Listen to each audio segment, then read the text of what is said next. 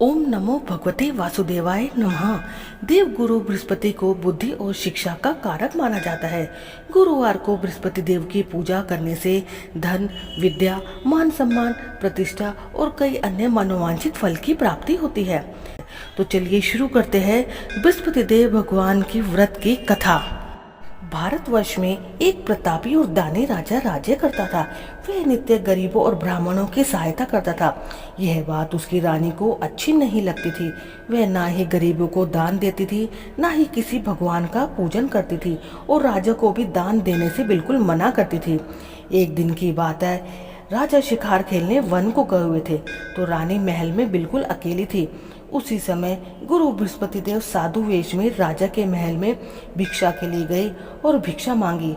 रानी ने भिक्षा देने से इनकार किया और कहा, हे साधु महाराज, मैं तो इस दान पुण्य से बहुत तंग आ गई हूँ।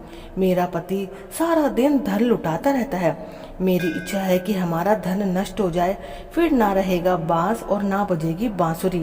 साधु ने कहा, देवी तुम तो बड़ी विचित्र हो। धन संतान तो सभी चाहते हैं, पुत्र और लक्ष्मी तो पापी के घर भी होने चाहिए। यदि तुम्हारे पास अधिक धन है तो भूखों को भोजन दो, प्यासों के लिए प्याऊ बनवाओ, मुसाफिरों के लिए धर्मशालाएं खुलवाओ। जो निर्धन अपनी कंवारी कन्याओं का विवाह नहीं करा सकते उनका विवाह करा दो। ऐसे और कई काम हैं जिनके करने से तुम्हारा यश लोक परलोक में फैलेगा। परंतु रानी पर उपदेश का कोई प्रभाव ना पड़ा। वह बोली, महाराज आप मुझे कुछ न समझाए। मैं ऐसा धन बिल्कुल भी नहीं चाहती जो हर जगह बांटती फिरूं। साधु ने फिर उत्तर दिया, ठीक है, यदि तुम्हारी ऐसी ही इच्छा है तो तथास्तु। तुम ऐसा करना कि बृहस्पति देव को घर लीपकर पीली मिट्टी से अपना सिर धोकर स्नान करना, भट्टी चढ़ाकर कपड़े धोना। ऐसा करने से आपका सारा धन नष्ट हो जाएगा। इतना कहकर वह साधु महाराज वहां से आलोप हो गए।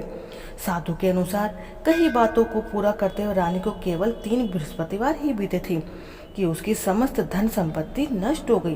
पूजन के लिए राजा का परिवार तरसने लगा। तब एक दिन राजा ने रानी से बोला कि हे रानी, तुम यहीं पर रहो, मैं दूसरे देश को जाता हूँ, क्योंकि यहाँ पर सभी लोग मुझे जानते हैं, इसलिए मैं कोई छोटा कार्य भी नहीं कर सकता। ऐसा कहकर राजा परदेश को चला गया। वहाँ वह जंगल से लकड़ी काट कर लाता और शहर में बेचता। इस तरह वह अपना जीवन व्यतीत करने लगा।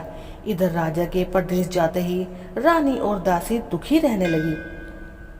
एक बार जब रानी और दासी 7 दिन तक बिना भोजन के रहना पड़ा तो रानी ने अपनी दासी से कहा, हे दासी, पास ही के नगर में मेरी बहन रहती है, वह बड़ी ही धनवान है। तू उसके पास जा और कुछ ले आ ताकि थोड़ी बहुत गुजर बसर हो जाए। दासी रानी की बहन के पास गए। उस दिन गुरुवार था और रानी की बहन उस वक्त बृहस्पति देव भगवान की व्रत कथा सुन रही थी। दासी ने रानी की बहन को अपनी रानी का संदेश दिया, लेकिन रानी की बड़ी बहन ने कोई उत्तर नहीं दिया। जब दासी को रानी की बहन से कोई उत्तर ना मिला तो वह बहुत दुखी हुई और उसे क्रोध भी आया। दासी ने वापस आकर अपनी रानी को सारी बात बता दी। रानी सुनकर अपने भाग्य को कोसने लगी। उधर रानी की बहन ने सोचा कि मेरी बहन की दासी आई थी, परंतु मैं उससे नहीं बोली, इससे वह बहुत दुखी हुई होगी। कथा सुनकर और पूजन समाप्त कर वह अपनी बहन के घर आई और कहने लगी कि हे बहन, मैं बृहस्पतिवार का व्रत कर रही थी, तुम्हारी दासी मेरे घर आई थी, परंतु जब तक कथा होती है तब तक ना ही उठते हैं और ना ही बोलते हैं, इसलिए मैं नहीं बोली। कहो दासी क्यों गई थी? रानी बोली, बहन तुमसे क्या छुपाओ, हमारे घर में खाने तक को अनाज नहीं है। ऐसा कहते कहते रानी की आंखें भर आए। उसने दासी समेत पिछले 7 दिनों से भूखे रहने तक की बात अपनी बहन को विस्तार पूर्वक सुना दी। रानी की बहन बोली, देखो बहन, भगवान बृहस्पति देव सबकी मनोकामनाओं को पूर्ण करते हैं। देखो शायद तुम्हारे घर में भी कहीं अनाज रखा हो। पहले तो रानी को विश्वास नहीं हुआ, पर बहन के आग्रह करने पर उसने अपनी दासी को अंदर भेजा तो उसे सचमुच में ही अनाज से भरा एक घड़ा मिल गया। यह देखकर दासी को बड़ी हैरानी हुई। दासी रानी से कहने लगी कि हे रानी, जब हमको भोजन नहीं मिलता तो हम व्रत ही तो करते हैं, इसलिए क्यों ना इनसे व्रत और कथा की विधि पूछ ली जाए ताकि हम भी व्रत कर सके। तब रानी ने अपनी बहन से बृहस्पतिवार व्रत के बारे में पूछा। रानी की बहन ने बताया, बृहस्पतिवार के व्रत में चने की दाल और मुनक्का से भगवान विष्णु का केले की जड़ में पूजन करें तथा दीपक जलावे, व्रत कथा सुने और पीला भोजन नहीं करें। इससे बृहस्पति देव अति प्रसन्न होते हैं। व्रत और पूजन विधि बताकर रानी की बहन अपने घर को लौट आई। 7 दिन बाद जब गुरुवार आया तो रानी और दासी ने व्रत रखा। घुड़साल में जाकर चना और गुड़ लेकर आ गई। फिर उसने केले की जड़ तथा भगवान विष्णु का पूजन किया। अब भोजन पीला कहाँ से आवे, इस बात को लेकर दोनों बहुत दुखी थे, लेकिन उन्होंने व्रत रखा था, इसलिए बृहस्पति देव उनसे अति प्रसन्न थे। इसलिए वह एक साधारण व्यक्ति का रूप धारण कर 2 थालों में सुंदर पीला भोजन लेकर दासी को दे गए। भोजन पाकर दासी बहुत प्रसन्न हुई और फिर रानी के साथ मिलकर उसने भोजन ग्रहण किया। उसके बाद वह सभी गुरुवार को व्रत और पूजन करने लगी। भगवान बृहस्पति देव की कृपा से उनके पास फिर से धन संपत्ति आ गई, परंतु रानी फिर से पहले की तरह आलस्य करने लगी। तब दासी रानी से कहती है, देखो रानी, तुम पहले भी इस प्रकार आलस्य करती थी, तुम्हें धन रखने में कष्ट होता था, इस कारण सब ये धन हमारा नष्ट हो गया, और अब जब भगवान बृहस्पति देव की कृपा से हमें धन मिला, तुम्हें फिर से आलस्य आता है। रानी को समझाते हुए दासी कहती है कि बड़ी मुसीबतों के बाद हमने ये धन पाया है, इसलिए हमें दान पुण्य करना चाहिए, भूखे मनुष्य को भोजन कराना चाहिए और धन को शुभ कार्यों में खर्च करना चाहिए, जिससे तुम्हारे कुल का यश बढ़ेगा, स्वर्ग की प्राप्ति होगी और प्रसन्न पितृ होंगे। दासी की बात मानकर रानी अपना धन शुभ कार्यों में खर्च करने लगी, जिससे पूरे नगर में उसका यश फैलने लगा। एक दिन राजा दुखी होकर जंगल में एक पेड़ के नीचे आसन जमा कर बैठ गया। वह अपनी दशा को याद करके व्याकुल होने लगा। बृहस्पतिवार का दिन था। यकायक देखा कि निर्जन वन में एक साधु प्रकट हुआ। वह साधु वेश में स्वयं बृहस्पति देवता थे। लकड़हारे के सामना आकर बोले, लकड़हारे, इस सुनसान जंगल में तू चिंता मगन में क्यों बैठा है? लकड़हारे ने दोनों हाथ जोड़कर प्रणाम किया और उत्तर दिया, महात्मा जी, आप सब कुछ जानते हैं, मैं क्या कहूँ। यह कहकर वह रोने लगा और साधु को अपनी आत्मकथा सुनाई। महात्मा जी ने कहा, तुम्हारी स्त्री ने बृहस्पति देव के दिन बृहस्पति भगवान का निरादर किया है, जिसके कारण रुष्ट होकर तुम्हारी यह दशा कर दी गई है। अब तुम चिंता को दूर करके मेरे कहने पर चलो तो सब कुछ दूर हो जाएंगे और भगवान पहले से भी तुम्हें अधिक धन संपत्ति देंगे। तुम बृहस्पतिवार के दिन कथा किया करो, 2 पैसे की मुनक्का लाकर उसका प्रसाद बनाओ और शुद्ध जल लोटे में शक्कर मिलाकर अमृत दिया करो। कथा के पश्चात अपने सारे परिवार और सुनने वाले प्रेमियों में अमृत व प्रसाद बांटकर भी ग्रहण करो। ऐसा करने से भगवान तुम्हारी सब मनोकामनाओं को पूर्ण करेंगे। साधु के ऐसे वचन सुनकर लकड़हारा बोला कि हे प्रभु, मुझे लकड़ी बेचकर इतना पैसा नहीं मिलता जिससे मैं भोजन के उपरांत कुछ बचा सकूं। मैंने रात्रि में अपनी स्त्री को व्याकुल देखा है, मेरे पास कुछ भी नहीं है जिससे मैं उसकी खबर ले सकूं। तब साधु ने कहा, लकड़हारे, तुम किसी बात की चिंता मत करो। बृहस्पतिवार के दिन तुम रोजाना की तरह लकड़ी को शहर लेकर जाओ। तुम्हें रोज से धन दुगना प्राप्त होगा, जिससे तुम भली भांति भोजन कर लोगे तथा बृहस्पति देव की पूजा का सामान भी आ जाएगा। इतना कहकर साधु अंतर ध्यान हो गए। धीरे धीरे समय व्यतीत होने पर फिर वही बृहस्पतिवार का दिन आया। लकड़हारा जंगल से लकड़ी काटकर किसी शहर में बेचने गया। उसे उस दिन और से अधिक पैसा मिला। राजा ने गुड़ चना आदि लाकर गुरुवार का व्रत किया। उस दिन से उसके सभी कलेश दूर हो गए। परंतु जब गुरुवार का दिन आया तो बृहस्पतिवार का व्रत करना भूल गया। इस कारण भगवान उससे नाराज हो गए। उस दिन उस नगर के राजा ने विशाल यज्ञ का आयोजन किया तथा शहर में ये घोषणा करा दी कि कोई भी मनुष्य अपने घर में भोजन ना बनावे, ना आग जलावे। समस्त जनता मेरे यहाँ भोजन करने आए। इस आज्ञा को जो नहीं मानेगा उसे फांसी की सजा दी जाएगी। राजा की आज्ञा अनुसार शहर के सभी लोग भोजन करने गए, लेकिन लकड़हारा कुछ देर से पहुंचा, इसलिए राजा उसको अपने साथ घर ले गए और ले जाकर भोजन करा रहे थे कि रानी की दृष्टि उस खूंटी पर पड़ी जिस पर उसका हार लटका हुआ था। वह वहां पर दिखाई नहीं दिया। रानी ने निश्चय किया कि मेरा हार इस मनुष्य ने ही चुरा लिया है। उस समय सिपाहियों को बुलाकर उसको कारावार में डाल दिया। जब लकड़हारा कारागार में पड़ गया तो उसे बहुत दुखी होकर विचार करने लगा कि ना जाने कौन से पूर्व जन्म के कर्म से मुझे ये दुख प्राप्त हुआ है, और उसी साधु को याद करने लगा जो कि उसको जंगल में मिला था।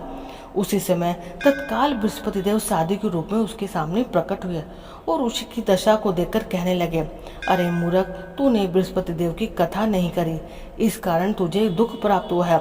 अब तू चिंता मत कर, बृहस्पतिवार के दिन कारागार के दरवाजे पर तुझे 4 पैसे पड़े मिलेंगे। उनसे तो बृहस्पति देव भगवान की पूजा करना, तेरे सभी कष्ट दूर हो जाएंगे। बृहस्पतिवार के दिन उसे 4 पैसे मिले। लकड़हारे ने कथा कही। उसी रात्रि को बृहस्पति देव ने उस नगर के राजा को स्वप्न में कहा, हे राजा, तुमने जिस आदमी को कारागार में बंदी बनाकर रख दिया वह निर्दोष है, वह राजा है, उसे छोड़ देना। रानी का हार उस खूंटी पर लटका हुआ है, अगर तू ऐसा नहीं करेगा तो मैं तेरे सारे राज्य को नष्ट कर दूंगा। इस तरह रात्रि के स्वप्न को देखकर राजा प्रातःकाल उठा और खूंटी पर हार देकर लकड़हारे को बुलाकर क्षमा मांगे तथा लकड़हारे को योग्य सुंदर वस्त्र आभूषण देकर विदा कर दिया। बृहस्पति देव की आज्ञा अनुसार लकड़हारा अपने नगर को चल दिया। राजा जब अपने नगर के निकट पहुंचा तो उसे बड़ा आश्चर्य हुआ। नगर में पहले से भी अधिक तालाब, कुएं तथा बहुत सी धर्मशालाएं, मंदिर आदि बन गए थे। राजा ने पूछा कि यह किसका बाग और धर्मशाला है। तब नगर के सभी लोग कहने लगे, यह सब रानी और बांदी के हैं। तो राजा को आश्चर्य हुआ और गुस्सा भी आया। जब रानी ने ये खबर सुनी कि राजा आ रहे हैं तो उसने दासी से कहा कि हे दासी, देख राजा हमें कितनी बुरी हालत में छोड़कर गए थे, हमारी ऐसी हालत देखकर वह लौट न जाए, इसलिए तू दरवाजे पर ही खड़ी हो जाना। आज्ञा अनुसार दासी दरवाजे पर खड़ी हो गई। राजा आए तो उन्हें अपने साथ लेवा लाई। तब राजा ने क्रोध करके अपनी रानी से पूछा कि यह धन तुम्हें कैसे प्राप्त हुआ है। तब उन्होंने कहा, हमें यह धन बृहस्पति देव के इस व्रत के प्रभाव से प्राप्त हुआ है। राजा ने निश्चय किया कि 7 रोज बाद तो सभी बृहस्पति देव का पूजन करते हैं, परंतु हम प्रतिदिन दिन में 3 बार कहानी तथा रोज व्रत किया करेंगे। अब हर समय राजा के दुपट्टे में चने की दाल बनी रहती और दिन में 3 बार वह कहानी कहता। एक रोज राजा ने विचार किया कि चलो अपनी बहन के यहाँ हो आए। इस तरह निश्चय कर राजा घोड़े पर सवार हो अपनी बहन के यहाँ को चलने लगा। मार्ग में उसने देखा कि कुछ आदमी एक मुर्दे को लिए जा रहे हैं। उन्हें रोककर राजा कहने लगे, अरे भाइयों, मेरी बृहस्पति देव भगवान की कथा सुन लो। वह बोले, लो, हमारा तो आदमी मर गया है, इसको अपनी कथा की पड़ी है। परंतु कुछ आदमी बोले, अच्छा कहो, हम तुम्हारी कथा सुन लेंगे। राजा ने दाल निकाली और जब कथा आधी हुई कि तो मुर्दा हिलने लग गया, और जब कथा समाप्त हो गई तो राम राम करके मनुष्य उठ खड़ा हुआ। आगे मार्ग में उसे एक किसान खेत में हल चलाता हुआ मिला। राजा ने उसे देख और उससे बोले, अरे भैया, तुम मेरी बृहस्पति देव की कथा सुन लो। किसान बोला, जब तक मैं तेरी कथा सुनूंगा जब तक मैं 4 हरैया जोत लूंगा, जा अपनी कथा किसी और को सुनाना। इस तरह राजा आगे चलने लगा। राजा के हटते ही बैल पछाड़ खाकर गिर गए तथा किसान के पेट में बड़ी जोर का दर्द होने लगा। उस समय उसकी माँ रोटी लेकर आई। उसने यह देखा जो अपने पुत्र से सब हाल पूछा और बेटे ने सभी हाल कह दिया। बुढ़िया दौड़ी दौड़ी उस घुड़सवार के पास गई और उससे बोली कि मैं तेरी कथा सुनूंगी, तू अपनी कथा मेरे खेत पर चलकर ही कहना। राजा ने बुढ़िया के खेत पर जाकर कथा कही, जिसके सुनते ही उसके बैल उठ खड़े हुए तथा किसान के पेट का दर्द भी बंद हो गया। राजा अपनी बहन के घर पहुंचा। बहन ने भाई की खूब मेहमान की। दूसरे रोज प्रातःकाल राजा जगा तो वह देखने लगा कि सब लोग भोजन कर रहे हैं। राजा अपनी बहन से कहता है कि ऐसा कोई मनुष्य है जिसने भोजन नहीं किया हो, मेरी जो बृहस्पतिवार की कथा सुन ले। बहन बोली, हे भैया, यह देश ऐसा ही है, पहले यहाँ लोग भोजन करते हैं, बाद में अन्य काम करते हैं। अगर कोई पड़ोस में हो तो मैं देख आऊँ। ऐसा कहकर वह देखने चली गई, परंतु उसे कोई व्यक्ति नहीं मिला जिसने भोजन ना किया हो। अतः वह एक कुमार के घर गई जिसका लड़का बीमार था। उसे मालूम हुआ कि उनके यहाँ 3 रोज से किसी ने भोजन नहीं किया। रानी ने अपने भाई की कथा सुनने के लिए कुमार से कहा तो वह तैयार हो गया। राजा ने जाकर बृहस्पति देव कथा कही, जिसको सुनकर उसका लड़का ठीक हो गया। अब तो राजा की प्रशंसा होने लगी। एक रोज राजा ने अपनी बहन से कहा कि हे बहन, हम अपने घर को जाएंगे, तुम भी तैयार हो जाओ। राजा की बहन ने अपनी सास से कहा। सास ने कहा, चली जाओ, परंतु अपने लड़के को मत लेकर जाना, क्योंकि तेरे भाई के यहाँ कोई औलाद नहीं है। बहन ने अपने भैया से कहा, हे भैया, मैं तो चलूंगी पर कोई बालक नहीं जाएगा। राजा बोला, जब कोई बालक नहीं चलेगा तो तुम भी चलकर क्या करोगे। बहन ने अपने भाई से कहा, हे भैया, मैं तो चलूंगी पर कोई बालक नहीं जाएगा। राजा बोला, जब कोई बालक ही नहीं चलेगा तब तुम भी चलकर क्या करोगे। बड़े ही दुखी मन से राजा अपने नगर को लौट आया। राजा ने अपनी रानी से कहा, हम निर्वंशी हैं, हमारा मुंह देखने का धर्म नहीं है और कुछ भोजन आदि भी नहीं किया। रानी बोली, हे प्रभु, बृहस्पति देव भगवान ने हमें सब कुछ दिया है, वह हमें औलाद भी अवश्य देंगे। उसी रात को भगवान बृहस्पति देव ने राजा के स्वप्न में कहा, हे राजा, उठ, सभी सोच त्याग दे, तेरी रानी गर्भ से है। राजा की यह बात सुनकर उसे बड़ी खुशी हुई। 9वें महीने में उसके गर्भ से एक सुंदर पुत्र पैदा हुआ। तब राजा बोला, हे रानी, स्त्री बिना भोजन के रह सकती है, बिना कहे नहीं रह सकती। जब मेरी बहन आए तो तुम उससे कुछ मत कहना। रानी ने सुनकर हाँ कर दी। जब राजा की बहन ने यह शुभ समाचार सुना तो उसे बहुत खुशी हुई तथा बधाई लेकर वह अपने भाई के यहाँ पहुंची। तभी रानी ने कहा, घोड़ा चढ़कर तो नहीं आई, गधा चढ़कर आई। राजा की बहन बोली, भाभी, इस प्रकार मैं ना कहती तो तुम्हें औलाद कैसे मिलती। बृहस्पति देव ऐसे ही है, जिसके मन में जैसी कामनाएं होती है सभी को वो पूर्ण करते हैं। जो सद्भावना पूर्वक बृहस्पतिवार का व्रत करता है एवं कथा पढ़ता है अथवा सुनता है, दूसरों को सुनाता है, भगवान बृहस्पति देव उसकी सभी मनोकामनाओं को पूर्ण करते हैं। भगवान बृहस्पति देव उसकी सदैव रक्षा करते हैं। संसार में जो मनुष्य सद्भावना से भगवान जी का पूजन व व्रत सच्चे हृदय से करते हैं तो उनकी सभी मनोकामनाएं पूर्ण करते हैं। जैसी सच्ची भावना से रानी और राजा ने उनकी कथा का गुणगान किया तो उनकी सभी इच्छाएं बृहस्पति देव जी ने पूर्ण की थी। इसलिए पूर्ण कथा सुनने के बाद प्रसाद लेकर ही जाना चाहिए। हृदय से उसका मनन करते हुए जयकारा बोलना चाहिए। बोलो बृहस्पति देव भगवान की जय, भगवान विष्णु की जय। ओम नमो भगवते वासुदेवाय नमः।